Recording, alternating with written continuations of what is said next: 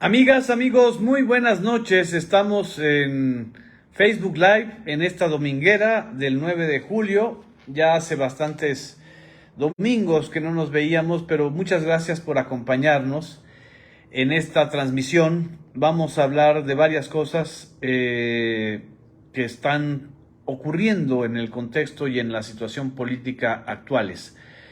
Creo que lo más importante en este día, domingo 9 de julio de 2023, es rendir un breve homenaje y un recordatorio a un político polémico, contradictorio, de luces y sombras, pero que fue determinante para impulsar el cambio político en los últimos 40 años de este país.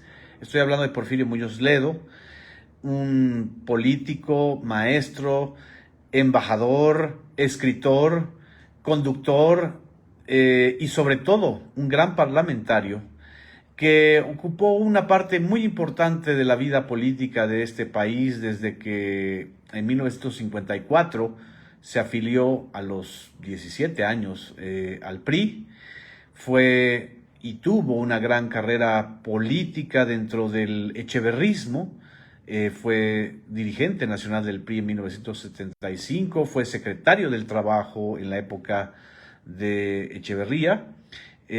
Luego también tuvo un desempeño importante en el sexenio de José López Portillo como secretario de Educación y fue aspirante presidencial en aquel gabinete de luces y sombras, o ahora más de sombras que de luces, con López Portillo. Para quienes tengamos más de 40 años o 50, recordaremos algunas cosas, pero creo que lo determinante en la historia reciente de Porfirio Muñoz Ledo fue esta valentía que tuvo para poder encabezar junto con Cuauhtémoc Cárdenas, Ifigenia Martínez y otros cuadros internos del PRI, lo que se llamó la Corriente Democrática en 1987. El año de 1987 fue el año del parteaguas dentro del PRI.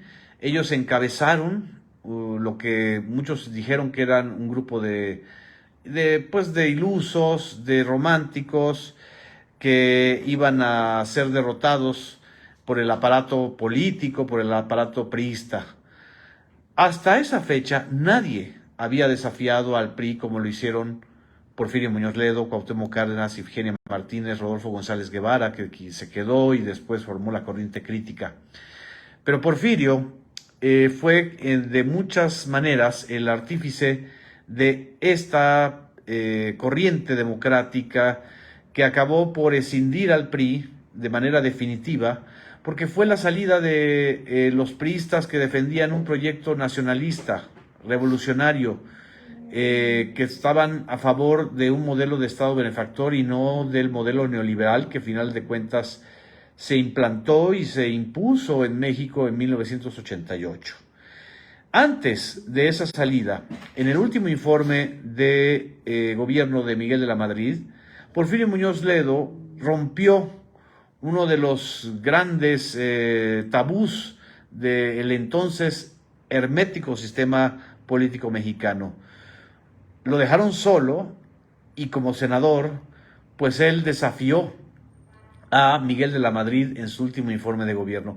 Vamos a ver estas imágenes que ahorita se las voy a compartir de ese momento en el que pues el Porfirio Muñoz Ledo, senador priista, interrumpe desde su escaño a Miguel de la Madrid, que no era un presidente muy dotado para la oratoria, y Porfirio rompe en ese momento al inamovible presidencialismo. Y vean lo que le gritaron en ese entonces. Vamos a ver esta parte de la cápsula que el canal 14 del Sistema Público de Radiodifusión está difundiendo en sus redes sociales. Aquí le picamos y escuchamos.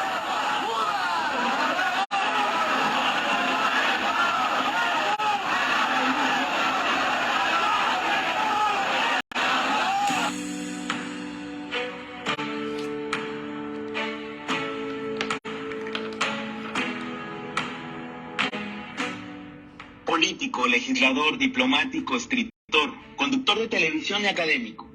Porfirio Muñoz Ledo murió a la edad de 89 años, quedando su nombre grabado en la historia del México contemporáneo, como el último de los grandes cuadros políticos del viejo régimen.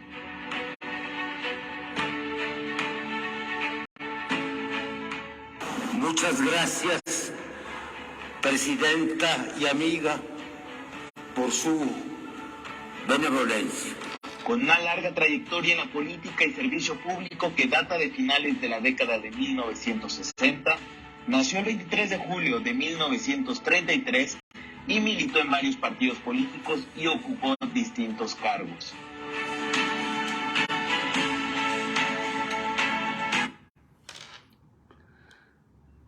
La cápsula completa también la pueden ver ustedes en este espacio de Facebook Live o en el canal 14. Es una cápsula que recorre la vida política de Porfirio Muñoz Ledo. Muchos de los que somos simpatizantes o estamos con Andrés Manuel López Obrador y con la Cuarta Transformación, tenemos un amargo sabor de boca de que Porfirio Muñoz Ledo se haya ido en la manera en que se fue en estos momentos políticos, con un distanciamiento del gobierno de López Obrador, con un distanciamiento de Morena, partido en el cual también él militó, por razones que son siempre las razones polémicas de Porfirio Muñoz Ledo, un hombre apasionado, de una gran capacidad oratoria, de una gran capacidad articuladora. La diferencia fundamental fue con Mario Delgado, con el actual presidente de Morena, pero sobre todo con algunos temas que en realidad tenían que ver con una sensación, desde mi punto de vista, de que a Porfirio Muñoz Ledo no le estaban dando lo que él merecía o sentía que debía merecer. Este es el tema, ese es uno de los grandes temas de siempre en la política mexicana, el resentimiento. El resentimiento y las rupturas. Es una tristeza también que Porfirio Muñoz Ledo, en estos momentos de su vida y del final de una obra política, esté también distanciado del ingeniero Cuauhtémoc Cárdenas. Él y Cuauhtémoc Cárdenas pues fueron ahora sí que los Quijotes del sistema político mexicano en 1987 y 1988. Sin ellos no se hubiera dado ese movimiento popular, esa irrupción cívica de 1988, y por supuesto sin la unidad de las izquierdas y sin muchos otros grupos sociales que se unieron a ese grupo de políticos. Todavía recuerdo, para poder compartirles con ustedes, una anécdota de Carlos Monsiváis. Monsiváis, que se llevaba con Porfirio Muñoz Ledo, 4 años menor que Porfirio Muñoz Ledo. Carlos Monsiváis me relataba que cuando los integrantes de la corriente democrática hicieron su primera manifestación en el Zócalo, pues eran 3 o 4 personajes, entre ellos Cuauhtémoc, Ifigenia y el mismo Porfirio Muñoz Ledo. Nadie hubiera imaginado, me dijo Carlos Monsiváis, que 2 años después, la Plaza de la Constitución, el Zócalo capitalino, se iba a desbordar en apoyo a Cuauhtémoc Cárdenas. Ahí empezó la historia del Zócalo capitalino, que se le expropia a las clientelas priistas, a los rituales del priismo histórico y tradicional, y se empieza a convertir en un zócalo de las izquierdas. Un zócalo de las izquierdas que el mismo ingeniero Cuauhtémoc Cárdenas llenó de manera histórica, y ya años después, sobre todo desde el 2000, cuando fue jefe de gobierno de la Ciudad de México, Andrés Manuel López Obrador, pues hace del Zócalo su principal espacio de interlocución con el pueblo, de mensajes políticos. Acordémonos de ese Zócalo del desafuero del 2005, de ese Zócalo que desbordó toda la ciudad, desbordó todo el centro histórico. Se calcula que hubo más de 2 millones de personas que acompañaron al entonces jefe de gobierno, que estaba siendo pues defenestrado o intentado ser defenestrado por el gobierno de la alternancia, por el gobierno que había prometido, el gobierno de Vicente Fox, otro estilo, otro modelo de hacer la política. Pues bueno, en ese mismo Zócalo también Porfirio Muñoz Ledo tuvo una de sus varias piezas oratorias importantísimas. Valga la pena ese recuerdo, porque hace una semana exactamente, el 1 de julio de este 2023, se celebró en la plaza principal, en el corazón político de la Ciudad de México, en el Zócalo, un mitin que fue pues también masivo, 250,000 personas, es el cálculo oficial de la Secretaría de Seguridad Ciudadana de la Ciudad de México. Algunos otros calculamos que pudieron haber sido más de 300,000 personas, porque no todas se quedaron completamente en el Zócalo, pero fue el discurso más importante de estos últimos meses de Andrés Manuel López Obrador, que recordó lo que desde 1988 se buscó, precisamente con la corriente democrática y con el Frente Democrático Nacional que se formó con Cuauhtémoc Cárdenas: llevar a la presidencia de la República a un modelo de gobierno popular, no corrupto, y que encabezara la cuarta transformación de la vida pública de México.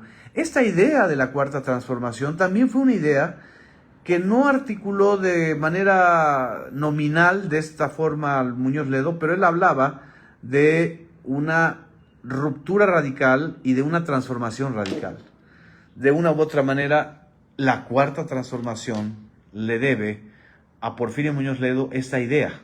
Claro, la concreción, el liderazgo, la capacidad de dirección política, la honestidad, la gran capacidad de movilización permanente y de la interlocución con las bases ciudadanas y populares es la de Andrés Manuel López Obrador.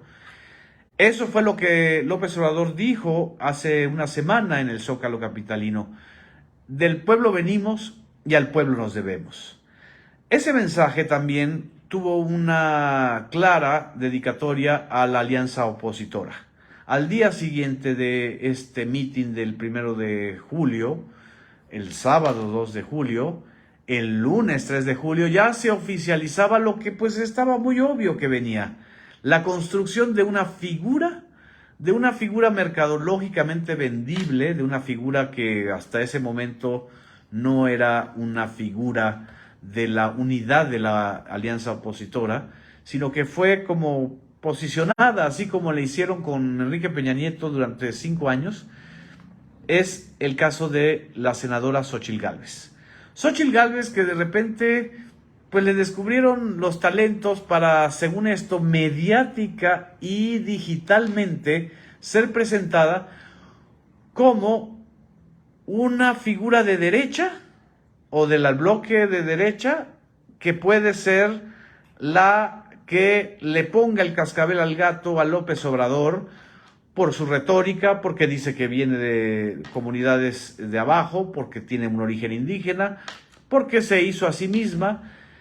Y de repente vimos que los medios de comunicación y periódicos, sobre todo, que durante esos 5 años han estado golpea a López Obrador sin realmente lograr la disminución de su popularidad y de su aceptación, descubrieron las cualidades de Xóchitl Gálvez, las sobrevenden, pero se olvidan de algo fundamental. Los liderazgos políticos no se construyen a golpe de tuitazos, de golpe de promociones en la televisión o de columnas a favor. Los liderazgos políticos se construyen a golpe de trabajo con el pueblo, de trabajo con el territorio, de base y sobre todo de congruencia y de historia. ¿Dónde está la historia de Xóchitl Gálvez? La historia de Xóchitl Gálvez está vinculada a Zedillo. Cuando en el sexenio de Ernesto Zedillo, Xóchitl Gálvez pues fue reconocida como la empresaria más popular del año, pues porque había hecho una empresa de software y de un edificio inteligente en esa época, y luego fue reclutada por los Headhunters para el gobierno de Vicente Fox. Encabezó la Comisión Nacional de Pueblos Indígenas y nadie recuerda algo fundamental que haya logrado Xóchitl Gálvez a favor de las comunidades indígenas de este país, porque a final de cuentas, Xóchitl Gálvez era una figura mediática, no una figura política, era una figura vendible mediáticamente para en ese momento, en ese 2001, enfrentar lo que en ese instante era el movimiento indígena más importante del país, que era el EZLN y la marcha del EZLN a la Ciudad de México. En fin, así ha sido Xóchitl Gálvez, una especie de figura utilizable, maleable, para poder desde la derecha aparentar un progresismo que no se consolida en términos reales, porque es una operación mediática, es decir, es superficial, es mercadológica, es empática, pero abajo de eso no hay un proyecto popular, hay un proyecto profundamente conservador, tan profundamente conservador que a los 3 días de que se inscribe Xóchitl Gálvez y de que Santiago Krill se entristece, llora y hace un berrinche contra el presidente López Obrador, porque en realidad era en contra de su propio partido, del PAN,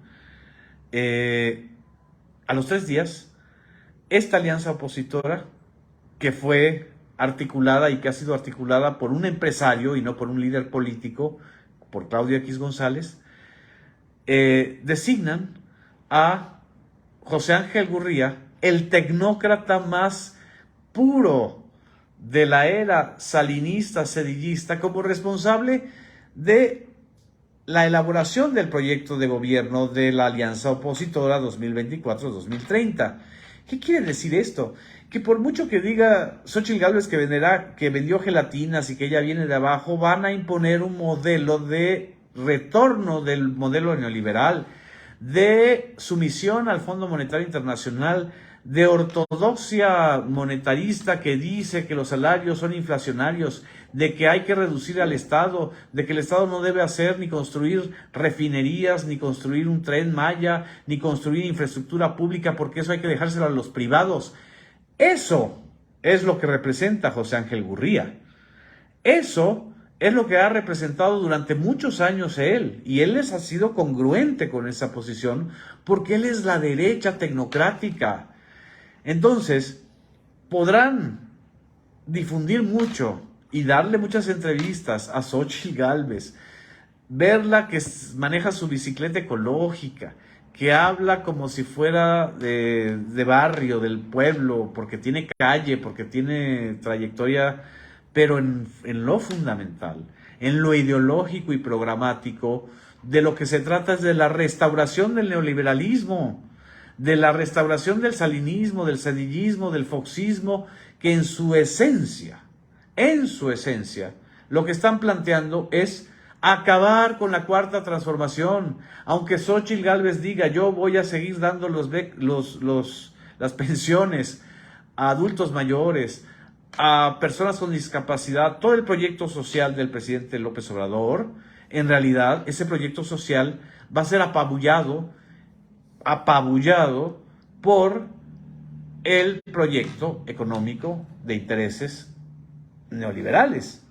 Eso es lo que representa José Ángel Gurría. Por eso los propios priistas, los mismos priistas, el mismo Muñoz Ledo en tribuna llamaban a este señor José Ángel Gurría el ángel de la dependencia. ¿Por qué? Porque como subsecretario de Hacienda fue el que negoció la sumisión y la dependencia del pueblo de México, o del gobierno de México, a el Fondo Monetario Internacional, a el compromiso con la deuda externa. En fin, esto sucedió esta semana. Por supuesto, se bajaron muchos de los aspirantes y de las aspirantes, en especial Lili Téllez, que se perfilaba como una contendiente importante en las filas del PAN, aunque ella no viniera del PAN, ella es otra construcción mediática, pero que en Miami, hasta donde yo sé, en Miami, junto con el dueño de FEMSA o el concesionario de FEMSA en Nuevo León, el Diablo, José Antonio Fernández, así lo conocen, es el dueño de la cadena de Oxxos, y un grupo de empresarios que son los que están financiando a Claudio X González, se decidió que tenían que apostar con una figura por lo menos que engañara a ciertos ingenuos o a ciertos grupos sociales, diciendo, pues esta puede ser nuestro experimento López Obradorista desde la derecha. Es decir, vamos a rebasar a López Obrador por la izquierda. La verdad es que para hacer una operación mediática resulta medianamente exitosa, pero para hacer una operación política resulta altamente riesgosa, porque lo que está sucediendo es que, en primer lugar, ni los propios aliancistas se lo creen. La cúpula panista y la cúpula priista están enfrentando una auténtica rebelión de sus bases. El PRI vivió una enésima o 50ª escisión de los senadores encabezados por Osorio Chong, Claudia Ruiz Massieu, Nubia Mayorga y otros militantes que decidieron salirse del PRI y denunciar a Alito Moreno por estar llevando a ese partido, que alguna vez fue el partido gobernante y hegemónico, al desastre con el PAN. Y lo mismo está sucediendo en el PAN. Damián Cepeda, que fue exdirigente nacional del PAN, que fue aspirante también, o quería ser aspirante dentro de una contienda que ellos creyeron que iba a ser una contienda democrática, y no una contienda por dedazo empresarial, pues se salió del PAN y está buscando la posibilidad de un bloque con el Movimiento Ciudadano. Pero además todavía, del PRD, pues ¿qué podemos decir si el PRD quedó reducido a su mínima expresión con estos señores que han dilapidado la historia del PRD, la historia de la misma historia que fundaron Cuauhtémoc Cárdenas, Porfirio Muñoz Ledo y el propio López Obrador, los tres exdirigentes nacionales del PRD, reducido a un adminículo, a una especie de apéndice de la derecha priista y panista. Bueno, en ese sentido, los aparatos partidistas que están contando son los del PAN y los del PRI. Y el gran riesgo es que ni siquiera han iniciado su contienda interna. O sea, no están, según las reglas de ellos, van a tener que reunir 120,000 firmas, hacer debates, hacer, etcétera, una serie de cosas. Y ahora resulta que hasta un personaje como Juanito, como el Juanito que enloqueció en Iztapalapa cuando ya no quiso ceder el cargo a Clara Brugada, pues hasta el mismo Juanito ahora ya se los está desafiando y dice que va a ser una huelga de hambre. De ese tamaño es esta especie de teatro regional o de parodia o de cabaret político o de talk show político que se está viviendo en la alianza opositora. Es decir, México necesita una oposición, siempre una democracia necesita una oposición, pero una oposición real, con bases sociales, que tenga una articulación real con la ciudadanía y no una operación mediática. Están queriendo hacer de Xóchitl Gálvez la Peña Nieto de la alianza opositora para el 2024. Por el lado de la contienda entre las llamadas corcholatas o entre los aspirantes a la coordinación de la Cuarta Transformación, pues es muy claro que ahí estaban avanzando Claudia Sheinbaum, Marcelo Ebrard, Adán Augusto, Ricardo Monreal, Gerardo Fernández Noroña y Manuel Velasco. Es una contienda también de luces y de sombras, pero es una contienda en territorio. Es una contienda en donde cada uno ha tenido que, pues incluso hasta perder la voz, y que están siendo vigilados con lupa.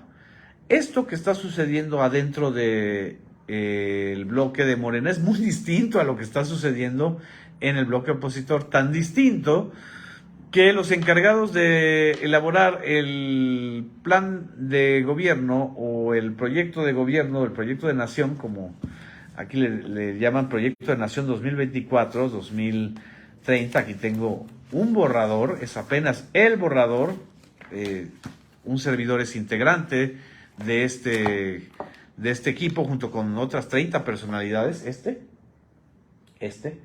Se está empezando a discutir en redes. No nombraron ni nombramos a un destacado cuadro del neoliberalismo como Ángel Gurría, o a alguien que desde la soledad de su importancia personal y sin deliberar con los otros sectores o con los otros intelectuales o gente pensante de varias áreas y de varias especialidades.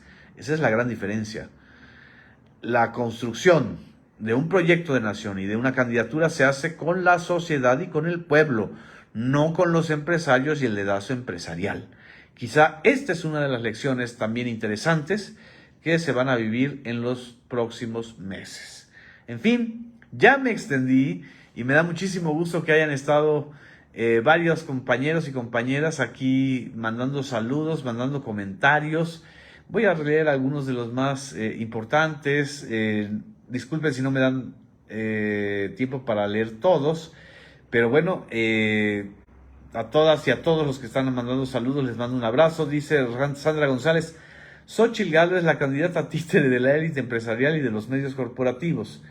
La Musa Elisa dice: ¿crees que puede haber una ruptura en el PAN porque la ultraderecha no acepta a esta mujer? Pues la está viendo. Hay una ruptura en el PAN.